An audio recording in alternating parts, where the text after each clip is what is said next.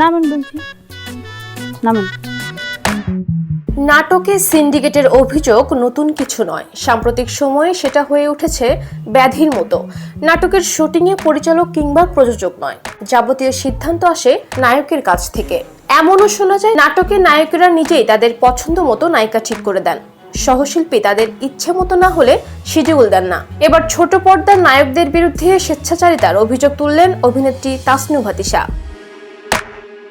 তিশা অভিযোগ করেন, বেশিরভাগ ক্ষেত্রে নাটকের সবকিছু নায়কদের সিদ্ধান্তেই হচ্ছে, এমনকি তিনিও শিডিউলের জন্য পরিচালক নয় নায়কদের কাছ থেকে ফোন পান। তাসনুভা তিশা বলেন, মেকআপ আর্টিস্ট, ডিওপি, লাইটে কাকে নিবে, শুটিং কোথায় হবে, গল্প কি হবে, মায়ের চরিত্রে কে অভিনয় করবেন, বাবার চরিত্রে কে থাকবেন, নাটকের সবকিছু নায়কেরা সিদ্ধান্ত নিচ্ছে বা ঠিক করে দিচ্ছে। এটা তো তাদের কাজ না, পরিচালকের কাজ। গল্পের চরিত্রের প্রয়োজনে যাকে ভালো মনে করবেন তাকেই পরিচালক ডাক দেবেন, কিন্তু আমাকে কলটা দিচ্ছেন নায়করা।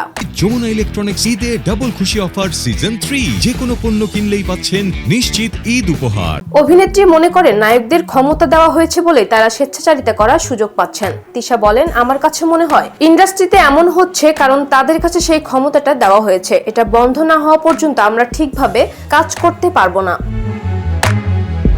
ইন্ডাস্ট্রির এমন অবস্থায় ভবিষ্যৎ নিয়ে শঙ্কিত এই অভিনেত্রী। তিশা বলেন, এভাবে যদি চলতে থাকে তাহলে কাজ করা কষ্টকর হয়ে যাবে। প্রতিদিন আমার মনে হয় অন্য কিছু নিয়ে ভাবা উচিত, অন্য কোনো ক্যারিয়ার হয়তো বেছে নিতে হবে। এভাবে কাজ করা যায় না। যাদের ন্যূনতম আত্মসম্মানবোধ আছে তাদের তো গায়ে লাগার কথা। আমার চাওয়া পরিচালকই আমার শিডিউল নেবেন, তিনি গল্প নির্বাচন করবেন।